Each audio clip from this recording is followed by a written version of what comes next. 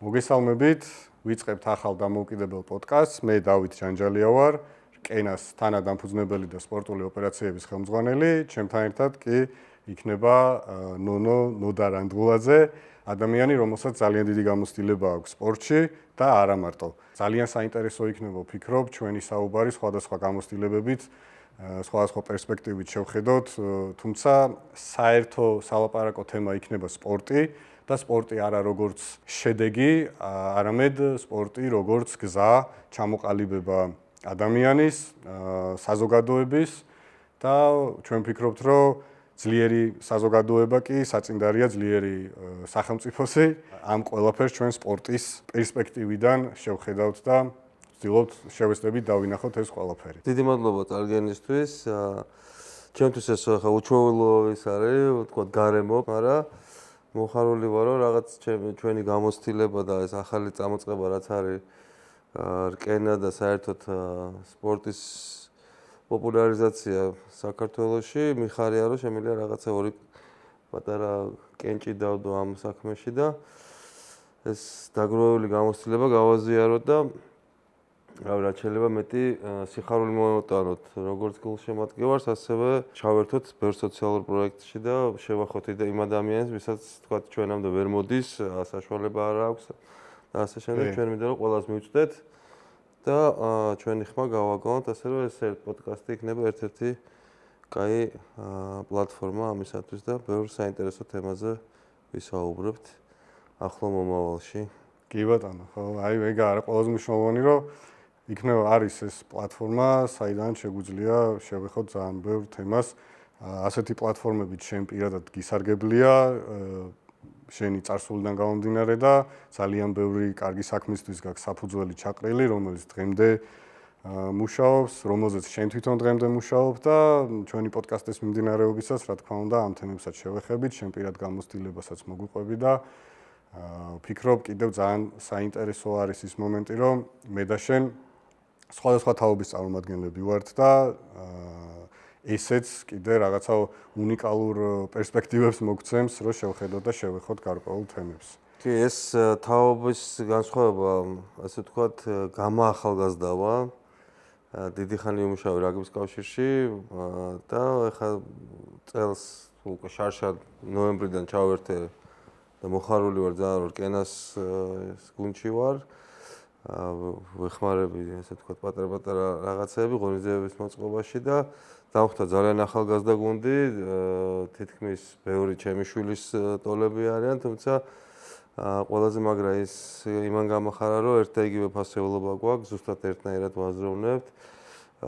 ჩემი ჭაღარა არის უბრალოდ განსხვავება ჩვენ შორის და ასე ვთქვათ, ამ ახალგაზრდულმა ენერგიამ მეც ახალი ის მომცა, რა ქვია, შთაგონება და მონდომება, რომ ესე ვთქვათ, თქვენ რელსებზე გადმოვიდე ახალი თაობის და თანამედროვედ შეუდგეთ უკვე რაღაც სპორტის განვითარებას და სხვადასხვა გზავნილების გაჟღერებას ამ ახალი პოდკასტის. კი, და ასევე ახალგაზრდებიც საკმაოდ ისე კარგად იწოვენ შენს გამოცდილებას და ძალიან დიდი მადლობა, რომ ჩვენთან ერთად ხარ.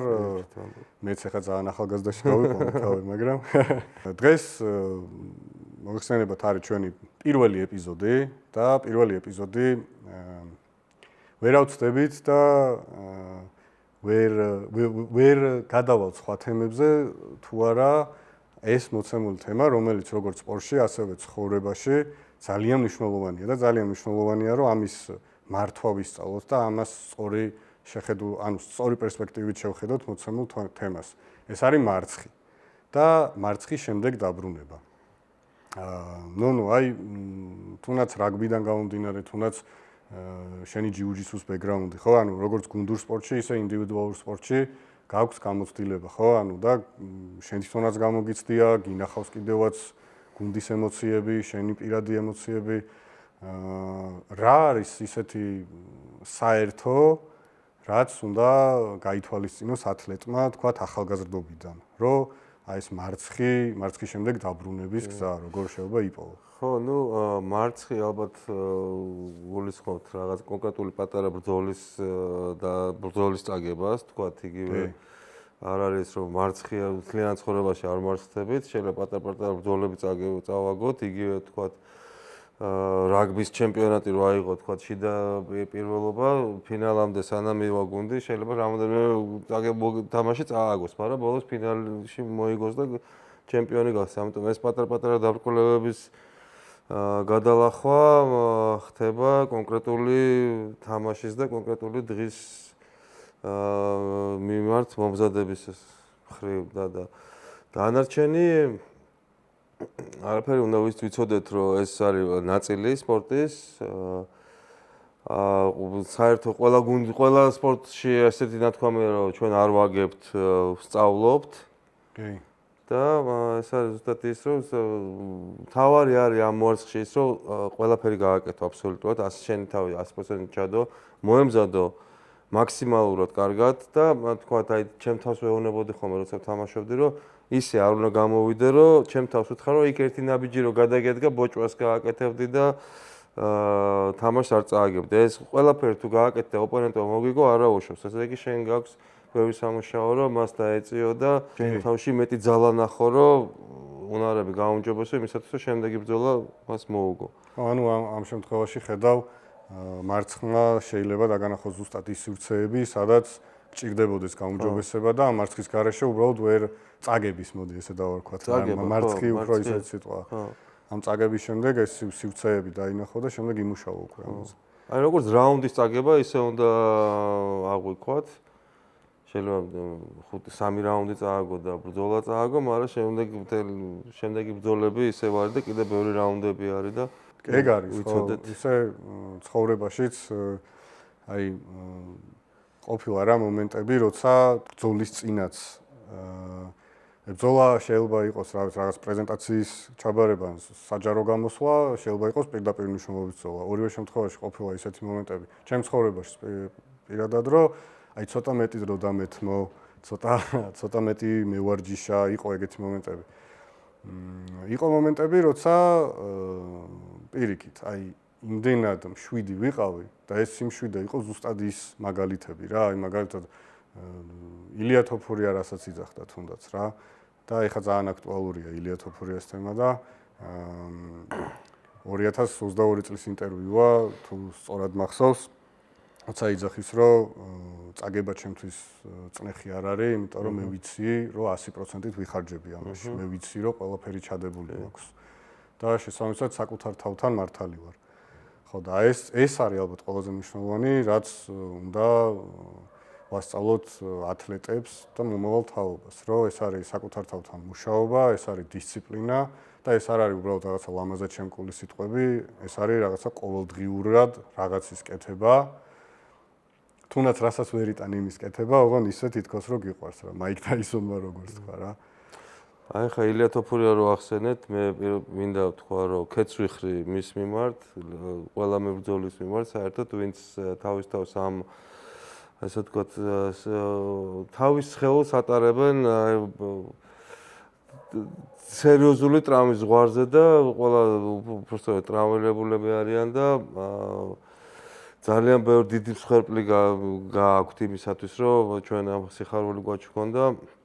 პირველ რიგში დიდი მადლობა მაგ ბიჭებს ამ თავდადებისთვის, აბსოლუტურად ყველა მებრძოლს, ვინც რინგზე შედის, იმიტომ რომ მათი კრიტიკა ადვილია გარედან, შიგნით რო შედიხარ და იქ რო ჩაკეტავენ გალიაში, აბსოლუტურად სხვა რეალობა არის და წარმოედგინოთ ყველამ თავისთავი იქ და თქვათ რამხელა წნეხის ქვეშ არიან ეს ბიჭები, მით უმეტეს მთელი სოფლიო რო გიყურებს. მადლობა ამ ბიჭებს იმ ყველა გამარჯვებისთვის, რაც უკვე მოგვანიჭეს, არაუშავს, წააგეს ბრძოლა, მაგრამ ისინი დამარცხებულები არ არიან და დარწმუნებული ვარ ზუსტად ვიცი, რომ ორივე მერაბის და ილიაც ბევრად ფოძლიერები დაბრუნდებიან ამ ბრძოლების წაგების შემდეგ და ბევრ სიხარულს გვაჩუქებენ რა.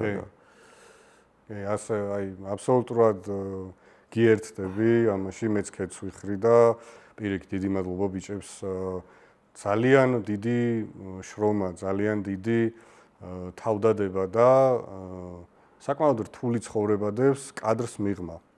რაც არ უნდა სოციმედიაში, და ასე ვთქვათ ეკრანებზე რაც არ უნდა არხეინა ჩანდეს ეს ყველაფერი, იმის უკან ძალიან დიდი თავგანწირვადებს და ეს უნდა პირველ რიგში დავაფასოთ. და შემდეგ მე ვფიქრობ, რომ აი ეს მარცხი ხო ჯერ კიდევ ვერ მოგვინელებია, რა თქმა უნდა, თუმცა ეს არის ემოციური ფონი ჩვენი. მაგრამ ჩვენ არ უნდა გავიდეთ რაღაცა რაციონალურობის საზღვრებს იქით და რაღაცა კონსპირაციის თეორიები და კიდევ უარესი რაღაცა მოგონილი ამბები, ვფიქრობ, ეს უფრო აკნინებს გულშემატკივარსაც და სპორტსმენსაც და ამ გულშემატკივრობის კულტურასაც ძალიან დიდი მნიშვნელობა აქვს ზოგადად საზოგადოების განვითარების დონეზე რა. და ეს გულშემატკივრობის კულტურა გვესმის, რომ ეს არის ფრუსტრაცია, თუმცა სწორედ ასეთ მომენტებში სჭირდებათ ბიჭებს და გოგონებს გვერდში დგომა და მაქსიმალურად უნდა გვერდში დაუდგეთ თუ გულშემატკივრობა და თუ გვინდა, რომ ისინი კიდევ ვიხილოთ უფრო მაგარ პლატფორმებზე, ასე ვთქვათ და კიდე თავიდან ვუსურვოთ ეს ყველაფერი მოკლედ და ილიამ და მერაბმა ისევ დაიბრუნონ ქამრები ამ შემთხვევაში. ილიასთვის პირველი შემთხვევა იყო ეხა ეს ქამრის დაკარგვა და ზოგადად პრო MMA ბრძოლის წაგება და როგორც მისმა ძმამ დაწერა, ზუსტად ეგრეა რა, რაღაცა თავი დამთავრდა და წება ახლა ისტორია მაინც გრძელდება. ზუსტად ესეა და ეს გამოცდილება არ აქვს მერაბსაც UFC-ის პირველი ორი ბრძოლა წაგებით გახსნა. რის შემდეგაც 14 შემდეგაც 14 მოიგო, ასე რომ გულშემატკივარო პატივი ვიცეთ ბიჭებს, პატივი ვიცეთ მათ თავდადებას და ცილის წამება ცოტა ის რაც იყო და ჯობია რომ პატი მართლა ის ცოტა სხვანაირად გონიერად მოვეკრიბოთ ამ ყველაფერს და შევეშვათ ბიჭების დაკნინებას. კი. და ზოგადად ხო რა იმ გულშემატკივრობის კულტურას შევეხეთ და საქართველოში ეხა აი მე პირადად ჩემი სუბიექტური აზრია რა და არ მომწონს, როდესაც ზედმეტად ემოციურად ხვდებით. კი, რა თქმა უნდა, სპორტია, სპორტს, ასე ვთქვათ, სპორტი იყიდება ემოციით, ცოტა ისე რომ ვთქვათ, ვულგარულად, მაგრამ არ შეიძლება მხელა, ანუ მაგალითად გაიმარჯვებ და რაგბიშიც ყოფილა ხო ეგ кейსები, გაიმარჯვებ და ყველას უყვარხარ, გადიდებენ და ვფიქრობ ზედმეტადაც იციან ხოლმე რა კონკრეტული ათლეტების გაღმერთება, რაც ასევე გვინახავს кейსები, რომ არც თუ ისე კარგად შემოbrunებულა, ანუ დაუბრუნებია უკან და იგივე ათლეტები, რომლებიც გაგვიღმერთებია, დამარცხებულან, წაუგიათ და მერე მიწაში ჩაგვიდება. კი ბატონო. და ეს ზოგადად ხო, ნუ აი საზოგადოების რაღაცა განვითარების და ამ გულშემატკივრობის განვითარების კულტურაზე კარგად ვერ მეტყველებს რა. ხო, თუმცა ეხა ძალიან ბევრი ახალი მებრძოლი გვყავს, ვისგანაც დღეს უკვე გამარჯვებას ველოდებით. და ბიჭებმა უკვე გაკვალეს ძალიან დიდი გზა, რასაც ძალიან ბევრი ახალგაზრდა მიყვება. ამ ახალგაზრდებთან მუშაობა არის ძალიან მნიშვნელოვანი ხარ, რომ ისინი სწორედ გაიზარდონ, სწორედ განვითარდეს მათი ფიზიკური მონაცემები და მივიდნენ იმ გზაზე დადგენ, სადაც ბიჭები უკვე გაკვალეს, ჩემპიონები გახდნენ და აი დღეს ჩოხელი და დანზილოვი იბრძვიან პირველ ბრძოლებს ატარებენ UFC-ში და წარმატება უსურვოთ აუცილებლად პირველ რიგში და დავალოდოთ მათ ბრძოლას, რაც უკვე მალე უნდა დაიწყოს. კი, სხვა შორის დაახლოებით საათნახევარში გახსნის ოთარ თანზილოვი. ხო. შემდეგ არის ქალების ბრძოლა, გვარები აღარ მახსოვს და მესამე ბრძოლა იქნება ლევონ ჩოხელის და შაჰბაზიანის. ესეთი რამ თან short notice-ზე, ნუ არ არის ეს ხო არის რომ რაღაც აი გულშემატკივრობ MMA მებრძოლს და გიხარია, მაგრამ მე ვფიქრობ რომ ესეთი რამ, მithumetes ესეთი პატარა ქვეყნისთვის, როგორც საქართველოა, ეს რაღაცა ქვეყნის წარმატებაც არის, პრესტიჟი არის რეალურად, იმიტომ რომ ანუ UFC თუ არის რაღაცა ოლიმპოს მთის წვერვალი პიკი, აქ უკვე ამდენი ქართველი გამოდის და ასპარეზობს რა ამ დონეზე. ამიტომ წარმატება ბიჭებს პირველ რიგში მე უკვე მიულოცავდი აი ამ გამარჯვებას კარიერულს, რაც რა თქმა უნდა აი ამ დიდი შრომის და დიდი თავდადების და ნებისყოფის შედეგი არის, ხო? ეს უკვე გამარჯვება არის და წარმატებას უცურვებ უკვე ბრძოლაში. და თან რაც მნიშვნელოვანია, 4 ბრძოლიანი კონტრაქტები აქვს გაფორმებული და ეს შორტ-ნოტისი არ არის მხოლოდ ერთჯერადად მიცემული შანსი. არ არის გამორიცხული რომ ამ წუთებში უკვე ნიკო სამსონიძე ოქტაგონ MMA-ში იბრძოდეს. უსურვოთ ნიკოსაც წარმატება და რახან ამაზე ვსაუბრობთ, ზუსტად ერთ კვირაში 27 ივნის სანდრო თევზაძე, რომელიც არის ქართველი დაუმარცხებელი მძიმე წონოსანი და ბრაზილიური ჯიუ-ჯიტსუს ელიტა, ჩაატარებს თავის დებიუტს Cage Warriors-ში. ძალიან მაგარია გეცნო. ამიტომ სანდრიკასაც აქედან წარმატებები სანდრო. წარმატებები და გამარჯვება. ხო და რეალურად ხა MMA ინდუსტრიაში მით უმეტეს ბოლო წლებში ძალიან ბევრი მაღალი დონის ორგანიზაცია გამოჩნდა და რეალურად 4-ვე მებრძოლი, ვინც ახლა ჩვენ ჩამოვთვალეთ, არის ძალიან მაღალი დონის ორგანიზაციაში. Octagon MMA და Cage Warriors. Cage Warriors-ი საერთოდ ესეთი შეგვიძლია MMA-ის ამბავში ვთქვათ, რომ ისტორიული ორგანიზაციაა. სერიოზული მემკვიდრეობა აქვს. Octagon MMA ახალი ორგანიზაციაა, თუმცა ტოპ ორგანიზაცია არის და UFC, ხო, როგორც თქვით, ოლიმპოს წვერვალი. შესაბამისად, როგორი საამაყოა, ხო? ძალიან საამაყოა, ძალიან და ეს ბიჭები ხდებიან ამ პლატფორმებზე რომ ჩდებიან, ძალიან ბევრი ახალგაზრდას მისაბაძი მაგალითები ხდებიან. აი ახლა რაგბის მაგალითი რო გითხრათ, მამუკა გორგოძე ყველას გვახსოვს, ჩვენი ლეგენდარული კაპიტანი, გადასარევი ადამიანი, ნამდვილი ლიდერი იყო.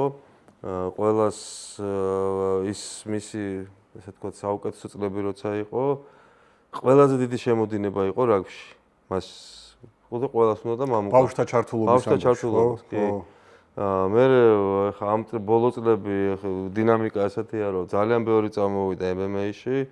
ილია და მერაბის გამო და სხვა ბიჭების გამო არ მინდა არც ერთი გამოვტოვო, გიგა, რა ვიცი, ჩვენი ბიჭები რა, რომანი, ლიანას ჩხუბობდა გოგოც და ასე შემდეგ. კვარა ყავს რა თქმა უნდა, სადაც ძალიან ბევრი ბავშვმა დაიწყო კვარას გამო ფეხბურთის თამაში ახლა ამ ბოლო წლებში და ეს არის აი ძალიან კაი ტენდენცია. მე მგონი უკვე არა მარტო საქართველოში. ხო, არა მარტო საქართველოში, მაგრამ უფრო საქართველოში ძალიან ეს არის, რა ქვია, გაიზარდა ბავშვთა ჩართულობა სხვადასხვა სპორტებში და ეს არის ის მაჩვენებელი, რომ სპორტი არის ყველაზე დიდი და კაი პლატფორმა იმისათვის, რომ დიდ მასებს შეეხო ბავშვების ეს ვინც არიან მისაბაძი მაგალითები მოედანზე, გავხადოთ მისაბაძები მაგალითები მოედნის გარეთ, მათ უნდა გაავრცელონ სწორი გზავნილები, სწორი ღირებულებები ბავშვებში და ასე ვთქვათ, ასე უნდა მოხდეს ბავშვებისთვის სწორი ღირებულებების და ფასეულობების მიწოდება, ზუსტად მათი საყვარელი სპორტსმენების პირით რა. კი. და სხვათა შორის ახლა მე ჩემპიონად გამოცდილებას გეტყვი, ბავშვობიდან ყოველთვის გულშემატკივრობდი ისეთ სპორტსმენებს და ათლეტებს, ვინც როგორ გითხრა, ესე ღირებულებებით ახლოს იყო ჩემთან რა, რაღაცა ტიპაჟურად მომწონდა. აი მაგალითად ჩემ ბავშვობაში, ელ გალაქტიკო იყო და რა ვიცი, ყველა ევროპული გუნდი იყო All-Star-ი ფეხბურთში. და რამდენი ფეხბურთელი შეგეძლო აგერჩია, მაგრამ აი მე შედარებით მაიკლ ოუენი მომწონდა ძალიან. იმიტომ რომ ჯერ ძალიან მაგარი ფეხბურთელი იყო, უბრალოდ ტრამვები რაღაცეები გაუპრობლემდა და დატანჯა, მაგრამ ტიპაჟურადაც რაღაცა რო უყურებდი, აი ჩემთან მოდიოდა ის, რომ რაღაც კარგი ადამიანი იყო. არა მარტო სპორტსმენი მოედანზე. ასევე რაღაცა ეგ ის მომდიოდა, კარგი ენერგია მომდიოდა, რომ ეს იყო კარგი ადამიანი და მისაბაძი ადამიანი ჩემთვის და ძალიან სწორად ახსენე, რომ ეს არის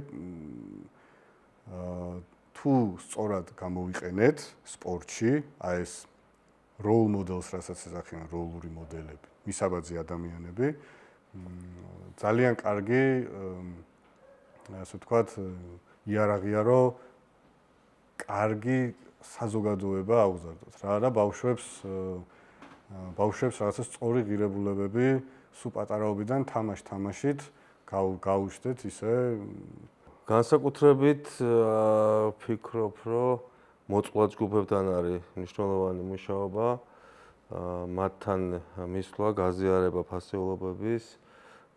ჩვენ მქონდა არაერთი პროექტი არასრულწლოვანთა დაწესებულებაში, განსაკუთრებული რთული ქცევის ბავშვებთან, პრობაციის სააგენტოსთან ერთად და საკმაოდ ძალიან კაი ბავშვები არიან, უბრალოდ რაღაცა პატარა პრობლემების აღზრდის თუ მშობლის თუ ოჯახური სიტუაციის გამო შარში ეხვევიან. მე არ აყავთ მათ მისაბაძი მაგალითი, მხოლოდ ქუჩის ბიჭები არიან მათი მისაბაძი მაგალითი და შესაბამისად მათი ენერგია მიდის სხვაგან.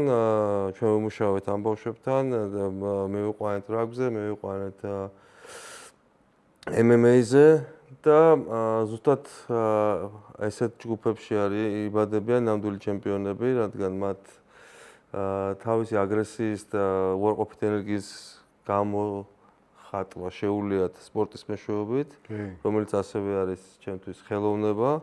ისინი სწავლობენ ხელოვნებას, თავისი ემოციების დაცლას. შემდგომ უკვე არაფერს თავი აღარ აქვთ, მათ არც ჩხუბი აღარ უნდა და არც არაფერს გაფუჭება და საკმაოდ ძალიან კაი ის არის რა ქვია. თან ახლობს არა, რაღაც ღირებულებების ამბავშიც უახლოვდებიან თავს, იმიტომ რომ ერთნაირ რაღაცა სირთულეებს გადიან, ერთნაირ ბარიკადებს ლახავენ, ერთნაირ რაღაცა წინაღობები აქვს თქვა იქ და ეს ახლოვებს რა ერთმანეთში და მაგაზე ხო ფილმიც არის.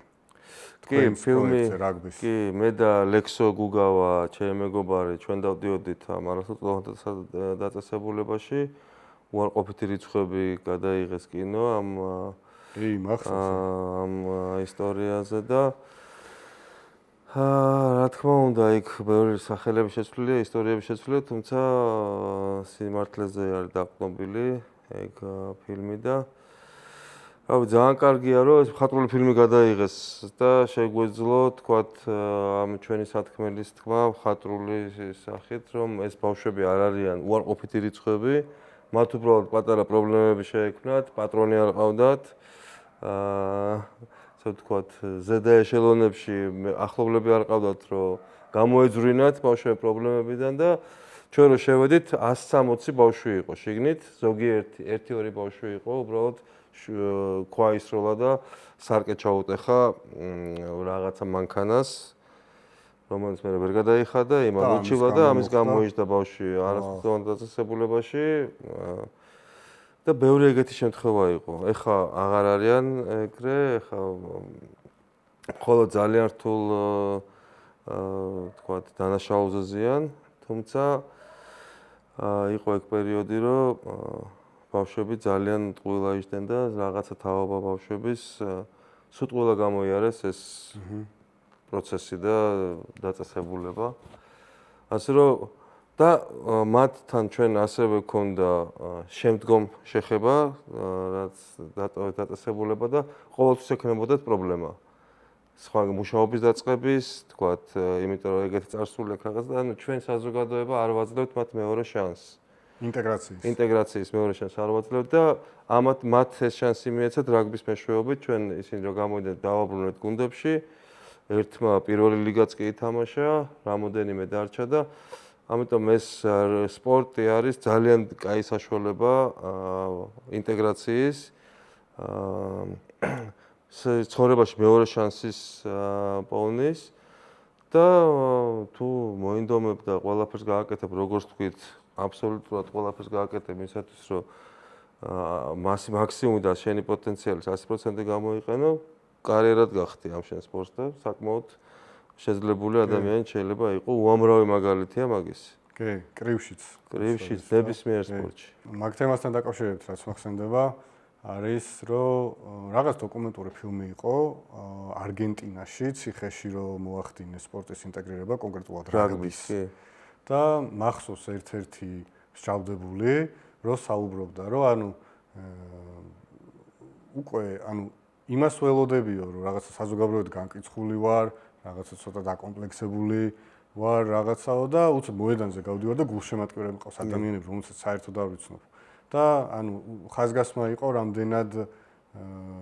რამდენად როგორ ვთქვათ, ანუ ყველაში არის პატარა ბავშვი, რომელსაც უხარია, რაც არ უნდა ადამიანმა გადაწყვიტოს, რომ ცალკე ვარ და მარტო ვარ და ესე არ მინდა რომ სოციუმთან დაკავშირებული ვიყო. ყველას უხარია შინაგანად რეალურად, როდესაც საზოგადოება აქებს, გულშემატკივრობს და გვერდში უდგას. გვინდა არ გვინდა, ახლა სოციალური ცხოველები ვართ რა. კი, მარტოობა, privacy რაღაც პირადი სივრცე ყველას რაღაც მომენტში ჭირდება, მაგრამ ვფიქრობ აი ეს სოლიდარობა სწორი სიტყვა იმისათვის რომ გამოვიყენოთ და ვფიქრობ აი ეს უნდა დავთესოთ ყველა მიმართულებით და სპორტი ძალიან კარგი ინსტრუმენტია ამის გამოსაყენებლად. და დაუბრუნდეთ ისევ აი მარცხს და წაგებას და მე ვფიქრობ რომ ძალიან მნიშვნელოვანია ეხლა შენ ჩემთან შედარებით უფროსი შვილები გყავს, მე პატარა ბავშვები მყავს და უკვე დღეს ვეხები ისეთ თემებს, მიწევს ისეთ თემებთან შეხება, როცა არის რომ რაღაცა კონკურენცია არის, იქ სირბილია, იქ შეჯიბრია, იქ რაღაცა ასაკობრივი სხვაობაა და მიწევს აუხსნა, რომ თუ დამარცხდი, არა უშავს, ვისწავლეთ.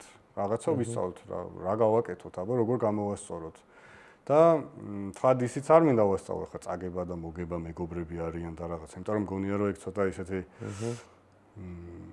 ისეთი ურა-ურა სიტყვებია რა. რასაც შინაარსისგან ცოტა დაცლილი.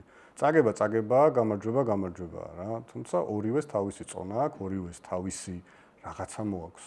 ისეთი მნიშვნელოვანი, რაც ვფიქრობ, სწორად თუ ვასწავლეთ ბავშვებს და აუხსენით, გაიზრდებიან ზუსტად იმ მენტალობის, რასაც ჩვენ ვეძახით, აი ჩემპიონის მენტალობას რა.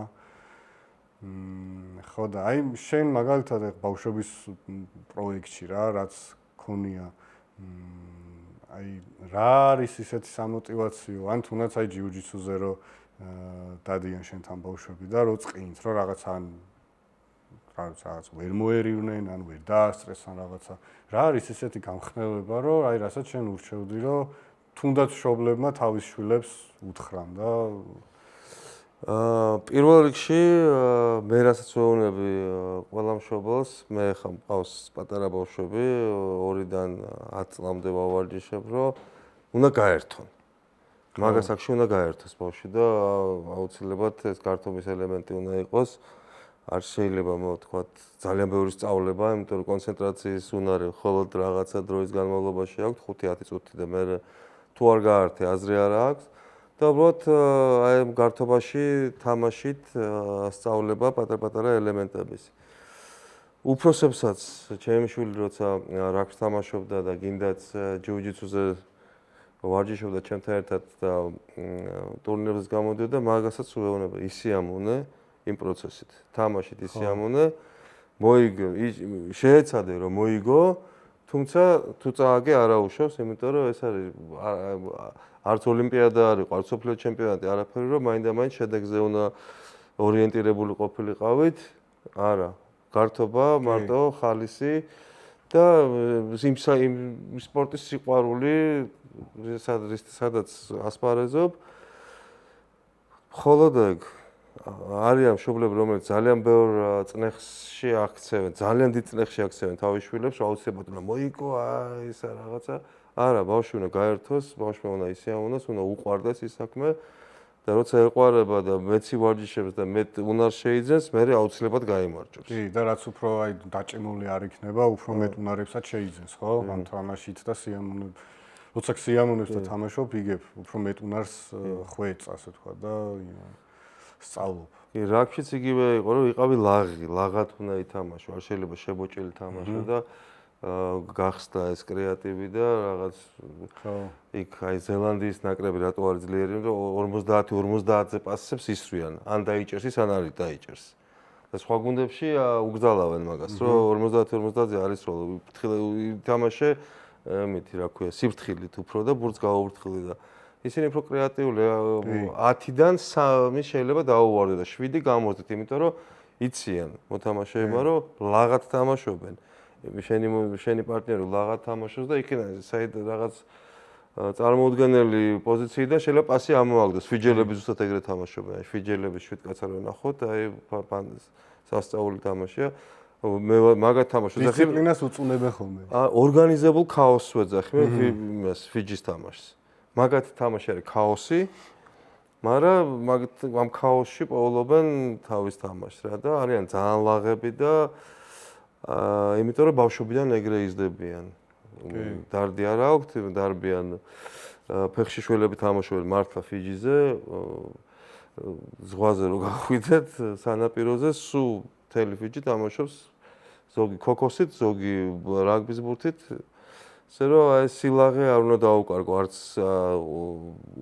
დასრულ სპორტსმენს და მით უმეტეს ბავშვს. სილაღე და გართობა. კი და ზუსტად არ უნდა დააწვეთ კისერზე ის სიმძიმე, რომ თუნდაც შეცდომის დაშვება არის დანაშაული, ხო? ანუ ზუსტად ეგაა, რაც ბოჭავს მე ადამიანს, რაც უყალიბებს იმ მენტალიტეტს, რომ მე ის არ გამომივა, მე ამას ვერ შევძლებ, იმიტომ რომ ძალიან ხშირად გვეშინია შეცდომის დაშვების. და ეს არ გვიშვებს იმ წარმატებამდე, რაც შეიძლება კი არა აუცილებლად მიაღწევ. თუ რაღაცნაირად ამის მართვას ისწავლე. ამიტომ ხო, შეცდომა არ ტეხავს. არა, პირიქით. წაგება არ არის ტრაგედია და ამას სწორი მენეჯმენტი ჭირდება და პირიქით ბევრ აძლიერები დაუბრუნდებით. ეს არ არის რაღაცა უბრალოდ ლამაზი სიტყვები, ამის ძალიან ბევრი წარმატების რაღაცა кейსები გვაქვს. და ფიქრობ ისევ რომ დაუბრუნდეთ ილიას ამბავს, ზუსტად ილიას ცხოვრებაში რაღაცა თავი დასრულდა, თუმცა ისტორია გრძელდება. და როგორც არ უნდა გაგრძელდეს ეს ისტორია, მისთვის მე ვფიქრობ, რომ უკვე იმხელა შედეგზეა გასული და იმხელა რაღაცა დადო თავისი, ხო, ანუ გააზიარა თავის შესაძლებლობები, რომ ფიქრობ ყველა ტური დახურული აქვს. კი ბატონო. ნამდვილად ასეა, მან თავისი სიტყვა უკვე თქვა, ჩაიწერა ოქროს ასოებით UFC-ს და MMA-ის ისტორიაში უკვე ისეთი სამი ზედიზედ ნოკაუტი ქონდა, რომ დიდი ხანი ლაპარაკებენ ამაზე. წააგო არაუშავს. დამარცხებული არ არის ილია, აუცილებლად ჩვენთვის ისევ გამარჯვებულია და დაუბრუნდება ამ გამარჯვებას დარწმუნებული ვარ და როგორც მერაბი. მერაბ რა თქმა უნდა. მერაბი ტრილოგიას ელოდება. მერაგის ტრილოგიას ძალიან ველოდებით ყველა. კი, თან ისეთი პრინციპული ამბავია მაინც პიოტრ. კი, აი იგივე ხა დღეს მესიც ვახსენეთ, ბოდი შეგაწყვეტია, მესიც ვახსენეთ, რომელმაც რამოდენიმე მსოფლიო ჩემპიონატი წააგო, სანამ მოიგებდა. კი. და ეხლა რა მე დამარცხებულია მესი, იმის მსოფლიოს მერე დამარცხებული იყო, არა, იმან უბრალოდ თამაში წააგო და ბოლოს მაინც თავისას მიაღწია, იმიტომ რომ ეს შეუპოვრობა, მიზანდასახულობა, მისი სილაღე ასევე, აი ძალიან ლაღი მოთამაშეა, ხო?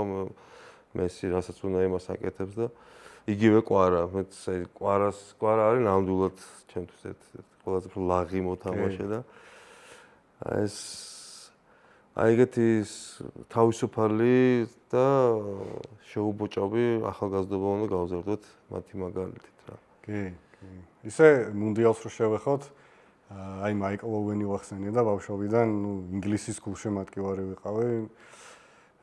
და სულ ყოველთვის ყავდა ისეთი ნაკრები, რომ თითქოს უნდა აი რაღაცა ვარსკვლავები მოეწყვიტათ, მაგრამ რაღაცა ის კლუბური დაპირისპირების და შიდა რაღაცა ბევრი რაღაცის გამო რა, შეიძლება კოუჩებს დააბრალო, შეიძლება სამსუნო შტაბს იმას, მაგრამ მოკლედ ისიც თქმა მინდა, რომ ამ სოფლიო ჩემპიონატზე ინგლისმა ისეთი თამაში აჩვენა ხორვატიასთან, რომ მე ცხოვრებაში ეგეთი ლაღი ინგლისი არ მინახავს და აი ზუსტად სილაღეზე გამახსენდა. შეიძლება რაღაც ფსიქოლოგიური მომენტები ქონათ მართლა რა, ის კლუბური დაპირისპირების ამბავში, მწვრთნელების მიდგომის ამბავში და რაღაცა პერიოდი გავიდა და ეს ფსიქოლოგიური რაღაცა წნეხები მოეშვათ და თამაში დაიწყეს რა. არ გამოვრიცხავ, რომ ეგ იყოს. არ გამოვრიცხავ ასევე, რომ ახსენე ფიჯი და ოკეანეთი, ხო, ეგ ზელანდიელები, იმიტომ რომ ამ ქაოსი იმიტომ ქნიან, რომ ანუ არ ტეხავს მათთან შეცდომის დაშვება რა. შეცდომა დაუშვით, კარგი, ვისწავლოთ ამ შეცდომიდან, გავაგზავნოთ. მუნდიალზე ვიზულ შემატკივრობ. მუნდიალზე საერთოდ ბავშვობიდან ბრაზილიის გულშემატკივარი ვიყავი. ჩემი ყველაზე საყვარელი მოთამაშე არის რონალდინიო გაუჩო, ზუსტად ამ სილაღესთან. ეგ მე ვფიქრობ, რომ ყველაზე ნიჭიერია ყველა თაობაში. თუმცა ტალანტის ამბავში. თუმცა აი ინგლისი ახლა ძალიან მინდა რომ ინგლისმა მოიგოს და მოვესწრო მათ ჩემპიონატის მოგება და მეწოდება რომ ამდენი წელი მათი მოგონილი თამაშია და 60 წელია ვეღარ დაიბრუნეს თასი It's coming home ძალიან 60 ხო და ვერ დაბრუნდა სახში და ასევე ძალიან ბალიშკობ გულშემატკივრობ მესის კი აი რონალდოც მოგოს, მაგრამ უფრო მესის გულში ანუ რაღაც ესეთი წელს რაღაც კონკრეტულ გუნდს არ გულშემატკირო და აი ესე ალაგ-ალაგ მესის მეც ძალიან გულშემატკივრობ.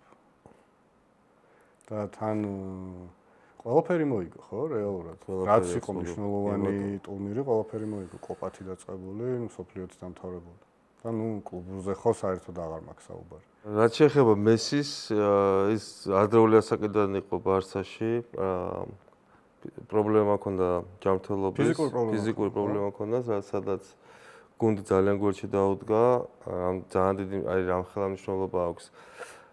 პატარა ასაკიდან სწორ განვითარებას, მათ ალბათ ადრეული ასაკიდან შეამჩნია ეს პრობლემა, გამოიკლიეს, გაიარა სწორი რეაბილიტაცია, სწორი ფიზიოზადების პროგრამა და დააყენეს ფეხზე და ეხლა ვინც არის და როგორ თამაშობს, ყველანი უყურებთ. და აი ძალიან დიდი მნიშვნელობა აქვს ამ სპორტში ბავშვის განვითარებას ადრეული ასაკიდან და როგორ უდგას გუნდი როგორ უდგას გვერდში, ანუ ეს გვერდში დადგომა არის, რომ ეს კაი სპეციალისტი ყავს სწორ პროგრამაში არის ყურადღებას აქცევა, ну ეს არის ძალიან მნიშვნელოვანი ახალგაზრდას და საერთოდ სპორტსმენის განვითარებაში. კი, და თქვათ გუნდი რომ რაღაცა ბრენდის ჭრილში მიმოვიხილოთ, ანუ გუნდი და იგივე ბრენდი კერძო ბიზნესები ხო არიან ისე როგორც ცოცხალი ორგანიზმები ხო არიან ისევე როგორც ადამიანები, მათ აქვს თავიანთი პრინციპები, ღირებულებები, ქცევის მანერა და ალბათ ამასაც უნდა შევეხოთ, რომ აი როდესაც ძლიერი ბრენდია, როგორც მესის შემთხვევაში ბარსა აღმოჩნდა, ხო, რომელმაც თავისი ღირებულებებიდან გამომდინარე შეასრულა, ხო, ის ყველაფერი, რაც მესის გაუკეთეს. ეს კიდევ უფრო მეტ ასე ვთქვათ, გასახანს აძლევს სპორტსმენს და უფრო აჯანსაღებს საზოგადოებას, ანუ საზოგადოებრივ ქცევასაც რა და ისი თქმა მინდა, რომ ბრენდები, ძლიერი ბრენდები და მამაცი ბრენდები არიან ისინი, რომლებიც მარტო გამარჯვებულს კი არ უდგანან გვერდში. ასევე ადამიანებს, რომელსაც თავისი ღირებულებებიდან გამომდინარე უდგან გვერდში იმათ, რომელსაც შეიძლება წააგონ, შეიძლება ჯერ არც მოუგიათ, არც წაუგიათ, მაგრამ ხო, რაღაცა გზა აქვს გასავლელი და სწორედ ძლიერი ბრენდები აქ იკვეთება რა, იმიტომ რომ ჩვენ ხშირად გვინახავს ქართულ ბაზარზე და არა მარტო ქართულ ბაზარზე, როცა იმ მომენტში ადამიანი ასე ვთქვათ, ჰაიფშია, გამარჯვებული სახელს ატარებს და ძალიან ბევრი ბრენდი ეხება გარშემო და უნდა რომ სულ თავის გვერდით გამოაჩინოს. რაც უკვე მერე გადაიზრდება ხოლმე ცოტა უკვე არაგულწრფელ კომუნიკაციაში. და ეს ცუდი არ არის, თუმცა ეტყობა ხოლმე რომ არაგულწრფელია და გულწრფელი კომუნიკაცია ზუსტად ის არის, რომ შეიძლება დამარცხდე, შეიძლება ისე ვერ მიდიოდეს საქმე როგორც შენ გინდოდეს, მაგრამ მიუხედავად ამისა, მაინც გვერდში უდგახარ და ჩემთვის მაგალითად ეგეთი ასეთი ბრენდები, ასეთი გუნდები, ასეთი ინდივიდები უფრო დაფასებულები არიან და უფრო მინდება რომ რაღაცა მათზე თუნდაც გვერდში დაუდგე და თუნდაც კარგი ვისაუბრო და უფრო რაღაცა თვითონ ეს ბრენდ იმიჯიც უფრო მაღალ ეტაპზე არის ჩემი აზრით რა.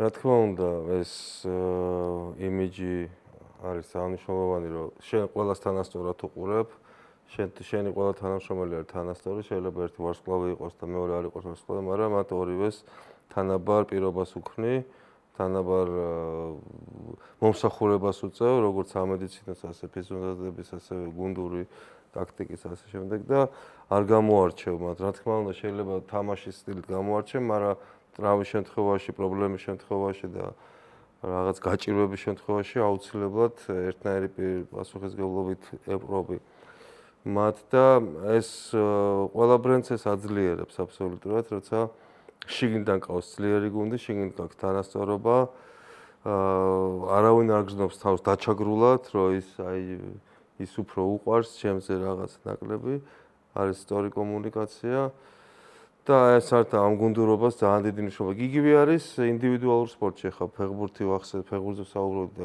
გუნდური სპორტია, იგივე ინდივიდუალურ სპორტში, რაც MMA ავიღოთ. გჭირდება კარგი პარტნიორი, ვისთანაც გაიზრდები, გჭირდება კარგი მსმენელი, ჭიდაობის, სტრაიკინგის, აბსოლუტური კიკბოქსის, აბსოლუტურად ყველა элеმენტი რაც არის. გჭირდება გუნდი. გუნდური სპორტი არის. ხო, გუნდი გჭირდება რა, აბსოლუტურად საკმაოდ დიდი, ალბათ 3, 4, 5 ადამიანი შედის გუნდში მინიმუმ. და იქაც იგივენაირი სადაც რომელი გუნდიც უფრო ძლიერია, ის იგებს, ყოველთვის ეგრე არის რა. რომელი გუნდიც უფრო შეკრულია, სადაც არ არის დავა, სადაც მეტი ჰარმონიაა. იგივე ბრენდები რო აიღოთ, თქვათ, ორი დიდი ბრენდი რო აიღოთ, ნებისმიერ დიდი ბრენდი, თქვათ, Adidas-ი და Nike, იქ რომელი უფრო კარგი არის, ზოგს Nike მოწონს, ზოგს არ მაგრამ რაღაც კონკრეტული პროდუქტის შექმნაში, თქვათ, რომელი გუნდიც უფრო იმუშავებს, ის პროდუქტი იქ უფრო პოპულარული იქნება, იმიტომ რომ უფრო კარგი რეგულირებებზე დგანან, ხო. კი. და ესე არის აბსოლუტურად ბიზნესშიც, ცხოვრებაშიც და სპორტშიც, სპორტი არის ჩემთვის სპორტი არის რაღაც ცხოვრების სიმულაცია, სადაც კი, მინი სამყარო არის, სადაც რაღაც იგივე ღირებულებები არის, ფასეულობები არის, ერთი მიზნის მიმართ სწრაფვა და ასე შემდეგ რა. კი, და რამდენადაც ინდივიდუალურ სპორტს ჭირდება გუნდურობა, იმდენად გუნდურ სპორტს ჭირდება ინდივიდუალურად მიდგომა. ასევე იგივეა ეს თქვათ ბავშვებთან მუშაობაში, ხო? ბავშვებთან უფრო საერთაშორისო ორგანიზაციები ასოცირდება. მაგალითად UN-ის პროექტები, UN-ის პროგრამები რაც არის, ხო? რაზეც შენც გიმუშავია. მეც მიმუშავია საერთაშორისო პროექტში. ფეხბურთის ის იყო რა Open Fun Football Schools ქვია და რაღაცა ეგეთი დღე გავუკეთეთ, საფეხბურთო დღე გავუკეთეთ ბავშვებს. ერთი იყო SOS ბავშვთა სოფელი, მზრუნველობა მოკლებული ბავშვები და რეგიონებიდან ჩამოყვანილი ბავშვები რა და ფუნდამენტი იყო ეს დანიის საელჩო იყო, როგორც მახსოვს და UEFA-ს ერთ-ერთი ქვე პროექტი. და როდესაც ესენი არიან ორგანიზატორები, ხო?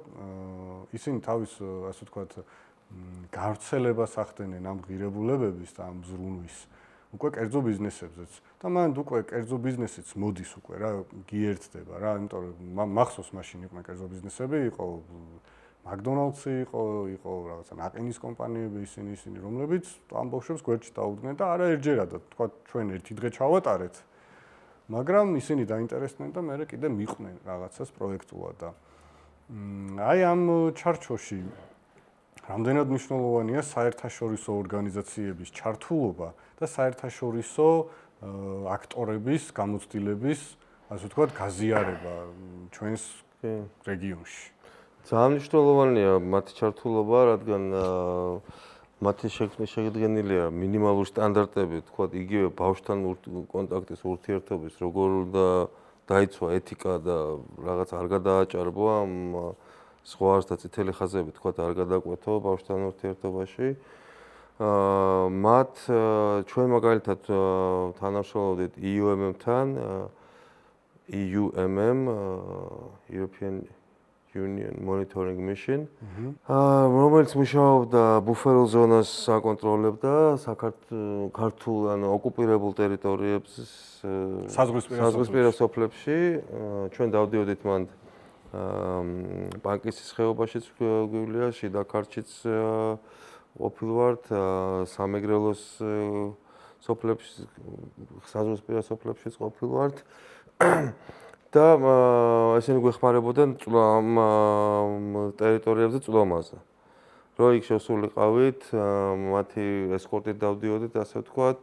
რამოდენიმე შემთხვევა იყო, როცა ჩავედით შიდა ქართლში, მე და ლექსო, ისევ გუგავა და ეს IOMM-ის წარმომადგენლები დავიწყეთ ბავშვების, ესე ვთქვათ, 1 საათიანი სემინარი ქონდა, მე გამოვედით ბავშვები, გავიყვანეთ გარეთ ბავშვები, დავიწყეთ რაგბის თამაში და ამ დროს დაიწყეს რუსებმა ზუსტად ხედავდით მათ საგუშაგოებას, ვითომ საწვრთნელი რაღაცა ვარჯიშები და სროლა და რაღაც ბუთკა-ბუთკი ატეხეს. როგორც იციან ხოლმე. ხო, რომ რაღაც ჩვენ დაგვინახეს იქ საზღვართან ბავშვები თამაშობდნენ და უცებ ესე ვთქვათ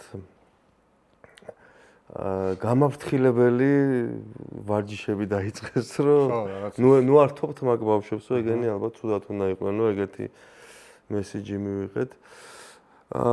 და ეს გამოცდილება ძალიან ცოტა მძაფრი იყო, თუმცა ძალიან დიდი მადლობა ზუსტად ამ საერთაშორისო ორგანიზაციას, რომელმაც წვდომა მოგცა ამ ბავშვებთან მისვლის, და ეს არ ხდებოდა ერთჯერადად, რამოდენიმეჯერ ვიყავით, შემდეგ შიდა ჩემპიონატით შევქმნით, ისევ საერთაშორისო ორგანიზაციის დახმარებით, 1 წელი იყო შიდა ქართლში ოკუპირებულ საზღვართან სოფლებს შორის რაგბის ჩემპიონატი, სკოლებს შორის გავაკეთეთ, თუმცა ესეც დიდი ხანი არ გაგრძელდა. სამწუხაროდ 1-2 წელი იყო და დაგვჩენ ის ბავშვები, ასე ვთქვათ, ყურადღების გარეშე, მაგრამ მე ისინი გორის გუნდს შეუერთდნენ და გააგრძელეს ვარჯიში. ამიტომ არის ძალიან მნიშვნელოვანი საერთაშორისო ორგანიზაციებთან მუშაობა, იმიტომ რომ ისინი დებენ თავის ენერგიას და რესურსებს ამ მსგავს პროექტებში. ზუსტად რაც თავიდან თქვი, მივდიოდით იმ ბავშვებთან, ვინც ჩვენთან ვერ მოდიოდა. ხო, აი გარი ყველაზე მნიშვნელოვანი. უნდა მიწვდე აბსოლუტურად ყველა ადამიანს, ვინც შენამდე ვერ მოდის. იმიტომ რომ სპორტი ჩვენ მორაგბეები მაგ პერიოდში ძალიან დიდ სიყვარულს ვიღებდით. რაღაც თანამედროვე რაინდებად, ასე ვთქვათ, შეგვრაცხეს საზოგადოებამ და ეს რაინდობა უნდა გადაიტანო, შენ უკვე უნდა დაუბრუნო ადამიანს, უნდა საზოგადოებას ეს სიყვარული უკვე უნდა დაუბრუნო. იგივე მისვლით, ნახვით, თან არაფერი არ ჭირდება, იმ ბავშვებს ჭირდებათ უბრალოდ ადამიანი მივიდეს და დაელაპარაკოს.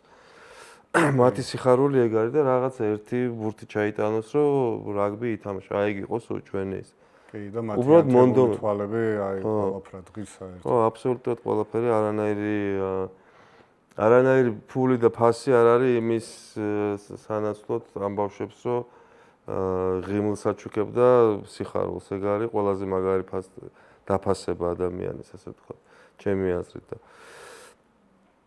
ამიტომ ყველა სპორტსმენს და ათლეტს და ცნობილ ადამიანს მოვუწოდებ, რომ უფრო მეტად სართულები იყვნენ სოციალურად.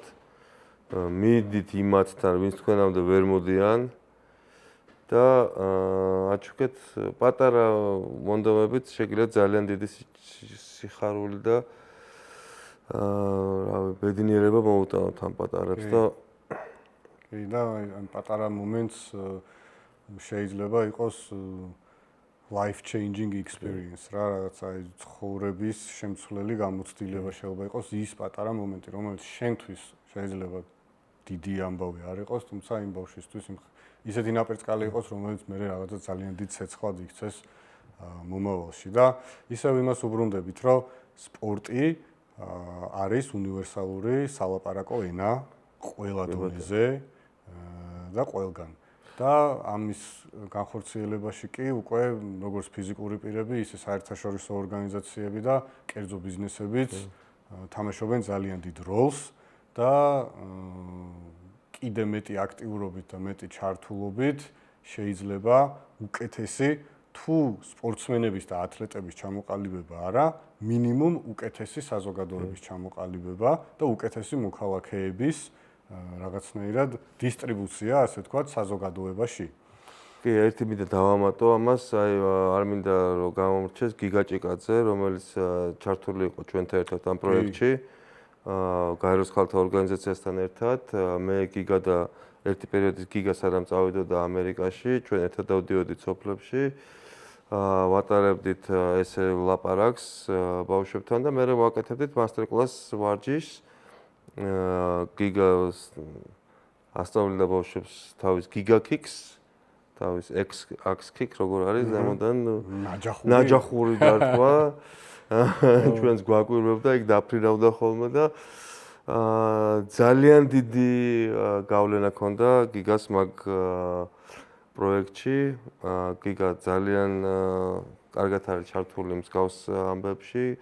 მისი პროექტი Knockout Cancer, რითიც ძალიან ბევრი ადამიანს დაეხმარა. UFC-ს Hall of Fame-ში შევიდა ამითი. კეთს ვიხრი გიგა, შენს მიმართ ამ პროექტის დაწყებისთვის. ძალიან კაი ამბავია და შეიძლება ბევრმა არ იცის ეს გიგა ამას აკეთებს, თუმცა ეგ არის ნამდვილი კაი ფასეულობა, რომ შენ ჩუმად უანგაროთ ეხმარები ადამიანს და არ ყვირი ხარ და არ გაკივი ხარ და ამას კამერის გამო არ აკეთებ. ამას აკეთებ გულიდან, თავის პირადი გამოცდილებიდან და ამიტომ ეს არის ძალიან დასაფასებელი და მე ვისურვებდი, რომ ჩვენი სპორტსმენები უმეტესობა თუ არა, ბევრი მაინც იყოს ესე. რომ უანგაროთ ერთ ადამიანს მაინც ეხმარებოდეს. რომ ამის საშუალებაც აქვს, პლატფორმაც აქვს და მარტო მონდომებაა საჭირო. კი და მე ვფიქრობ დღეს თანამედროვე ცხოვრებაში და თუნდაც იმ ეპოქაში რომ არსებობს სოციმედია, ინტერნეტი, ყველგან ხელმისაწვდომია, სხვა შორის ინტერნეტის ხელმისაწვდომობაზე მახსენდება ყოველთვის ქართული ძალიან მაგარი პროექტი არის ჩართე ქვია და ეს ადამიანები მიდიან და იქ სადაც არ აქვთ ელემენტარული წვდომა ინტერნეტთან და თვითონ ლეპტოპებიც არ აქვთ, ჩადიან და ამ რესურსს თავაზობენ იმ ადამიანებს და უკვე წლებია ეს პროექტი მიმდინარეობს და უკვე აქვთ success stories, ანუ წარმატების ისტორიები აქვთ უკვე ადამიანები, რომლებიც ამ პროექტში ჩაერთვნენ. აი ზუსტად შენ რასაც საუბრობდი, ხო, რასაც იძახდი, რომ ისინი იმათთან უნდა მივიდეთ, ვინც ჩვენამდე ვერ მოდის, ესენი იმათთან მივიდნენ და იმათმა უკვე დაიწყეს რაღაცა დამოუკიდებელ გზას დააგნეს ცხოვრების და არის წარმატების რამდენიმე უკვე кейსი, რაც ძალიან მახარებს, მობედნიერებს და დიდი მადლობა ჩართეს ამისთვის. კი, ნამდვილად. და ჩვენც საუბრობდით ნუნუ ამაზე. ჩვენ აი საერთო ერთ-ერთი მიზანი და მონდომება რაც გვაქვს ის არის რომ ძალიან გვინდა რომ მოწყვა ჯგუფებს, შეშმოპირებს და ისეთ ადამიანებთან მოკლედ მივიდეთ ვინც ჩვენამდე ვერ მოდიან და გვაქვს ძალიან ბევრი კარგი იდეა განსახორციელებად და წელს ამას აუცილებლად დავიწყებთ და ყველანაირ პლატფორმას გამოვიყენებთ იმისათვის რომ შედგეს ჩვენი იდეები და პროექტები. კი, ძალიან რაგბში საკმაოდ ბევრი გვაქვს გაკეთებული. ეხლა ძალიან დიდი პლატფორმა არის MMA, ძალიან დიდი პლატფორმა არის სკენა, სადაც შეგვიძლია დავდგეს სწორ პოზიციაზე, დავეხმაროთ იმ ადამიანებს, ვის ჭირდება დახმარება, ეს სწორად გამოვიყვანოთ კომპანიის წარმატება და პოზიციონირება ეხლა როგორც ვართ ბაზარზე. ბიჭები წამოყვებიან და გოგოები, აუცილებელია გოგოების ჩართულობა.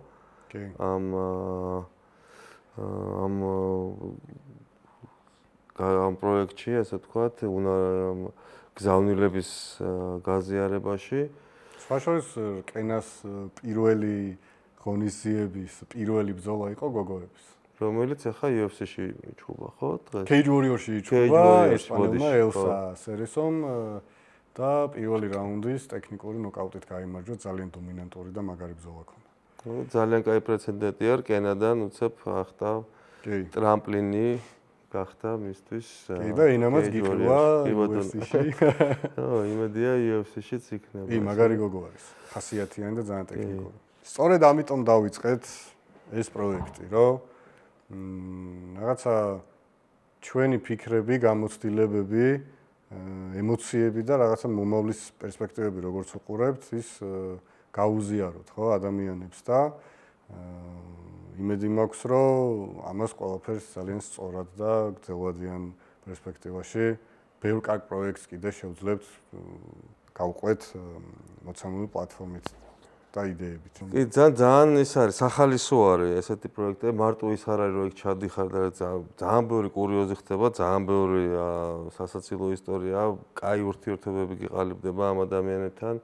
ისინი თავარი რაც იყო ჩვენთვის ყველაზე მნიშვნელოვანი იყო ის, რომ მე და ლექსო არ ჩავედიოდით კამერებით და არ ვიღებდით ამას და მათთვის არ ვიყავით კიდე ერთი ადამიანი, რომელიც უბრალოდ იმიტომ ჩადის, რომ ჩავიდეს. არა ჩვენ იყენებს მათ რაღაც გაჭირვებას. უშუალოები ვიყავით, მათ ენაზე საუბრობდით, ადვილად გვეხსნებოდნენ. იგივე არასრულწლოვანთა დაწესებულებაში იქ თქვათ ეს კინო რაც გადაიღეს ეს პირადი მოყოლილებიდანაც არის და რა თქმა უნდა ბიჭებთან ქონდა გავლილი რომ შეიძლება თუ არა ეს ვიხმაროთ კინოში. ერთი კურიოზი იყო იქ შიგნით გუნდი შევიყვანეთ სათამაშოდ ლელო არასრულწლოვანთა დაწესებულებაში შიგნით ბიჭებთან და თამაშის მერე გაცვალეს მაისურები რა. და უკარო გამოყვავდა, ხედავ რა ესე ვითვლით ბიჭებს რა, გამოდით და ერთია გაცვლილი, არა. მაიკები რო გაცვალეს, ამ ბიჭმა არასრულწლოვანმა ჯავდებულმა ჩაიცვა ლელოს მაისური და ჩვენთან ერთად გამოდიოდა გარეთ, თვითონ გუნდის წევრია. და ის ჩარჩა? არა, მე ნუ უთხარი რომ მეთქი ძალიან მინდა რომ გარეთ იყოს უარი, მაგრამ ვერ გაგაპარებ, შანსი არ არის. ძალიან ვეღარ შემოვალთ მეთქი ვერასოდეს. და ესეთ ჩაოლებრივი ბავშვები არიან, ვისთანაც ძალიან კაია ურთიერთობა და ძალიან ბევრი სასაცილო ისტორია გვახსოვს. იგივე შიდა ქართლში ადამიანს აქვს ღვინო, რომელსაც ქვია მოპარულა. რას ნიშნავს, რომ ერთი დღე გაიღვიძა. მაგარი ისტორია. ერთი დღე გაიღვიძა და მისი მარანი აღმოჩნდა საზღვრის ესე მავთურხლართი იყო ყოფდა მის ეზოს და მეორე მხარეს იყო მისი მარანი და ესე იგი ეს ადამიანი ყოველდღე გადადის თუ რაღაც პერიოდულად იპარავს თავის ღვინოს და გადმოაგდა ყიდის. ისე ბრენდი მოპარულა ღვინო და ნუ სახელი ძალიან ესეთ ისტორიებიც მოდის იცინი იმ მომენტში იცინი მე ხვდები რომ სასაცილოა თუ სატირალი ხდება, მაგრამ ეს იუმორში უნდა გაატარო ახლა ეს ჩვენი ყოფა და ყოველდღიური პრობლემა და ეს ძალიან სახალისო არის ეს საქმე, არ არის მარტო რაღაც რუტინული საქმე და ძალიან დიდი იმედი მაქვს, რომ MMA-ს ჩაერთვება აქტიურად, ვივლით რეგიონებში, შევხვდებით იმ ბავშვებს, რომელთაც არ აქვს საშუალება რომ ჩვენამდე მოვიდნენ, გავიცნოთ, გავაზიაროთ ჩვენი ფასეულობები, ღირებულებები და ვაჩუქოთ პატარა სიხარულები და შეიძლება ამ პატარა ნაპერწკალმა ზუსტად ის ცვლილება შეიტანოს მათ სიცხოვრებაში, რაც ჩვენ გვინდა რომ შეიტანოს და სპორტი გახდეს მათი ინტეგრაციის ერთ-ერთი მთავარი ხელსაწყო და ასევე თუ მოინდომებენ გახადონ ეს თავისი კარიერა და შემოსავლის წყარო. ესე ძალიან დიდი იმედი მაქვს და ველოდები იმ დროს, როცა დავიწყებთ სოფელ სიარულს და ბავშვებთან შეხვედრებს. კი, აი რაღაცნაირად სულის მყვებავია რა, რაღაცა ეს არ არის მხოლოდ რაღაცა საქმე, რომელიც როგორც შენახსენე, რაღაცა რუტინული საქმიანობაა და რაღაცა აუცილებლად ვალდებული ხარ და გააკეთო. ეგ ვალდებულება რაღაცა სულიერებიდან მოდის და აი წეღანაც ეგ ვთქვი რა, რომ ის ანთებული თვალები ღირს ყველაფრად. და სხვა შორის მე და შენც რომ ამ თემებზე საუბრობდით, მახსოვს ოფისში თვალებზე წრემლი მოგვადგა ორივეს იმდენად ის არის და თან ეს ბავშვები როცა ჩაკავს თქვათ ცნობილი სპორტსმენი და ის ელაპარაკება იმაზე რომ ძალადება არის მიუღებელი და ხო, რამდენად მნიშვნელოვანია რაღაც ფასეულობა რომ თანასწორი უნდა იყოს ყველა ადამიანი და ორივეს ყველას გვაქვს თავი, ორი ხელი, ორი ფეხი და ერთნაირი ანატომია და შესაბამისად არავინ არავზე მეტი არ არის. უბრალოდ სხვა გარემოში ვიზდები. ხასიათი ქონდეს, ხო? სხვა რამე სხვა გარემოში ვიზდები. სხვა ისტორიის მატარებლები ვიყოთ, სხვა კულტურის მატარებლები ვიყოთ, მაგრამ ეგ არის რაც გვაერთიანებს. კი და ეს აუცილებელია რომ აი ადრეული ასაკიდან დავიწყოთ ამაზე საუბარი, სწორი ფასეულობები გავზარდოთ და თუ ამაზე ისაუბრებენ ჩვენი რკენას ბიჭები, კვარა, რა ვიცი, ცნობილი ადამიანები, უფრო ადვილად ახსაქმელია ბავშვებისთვის. სხვა შორის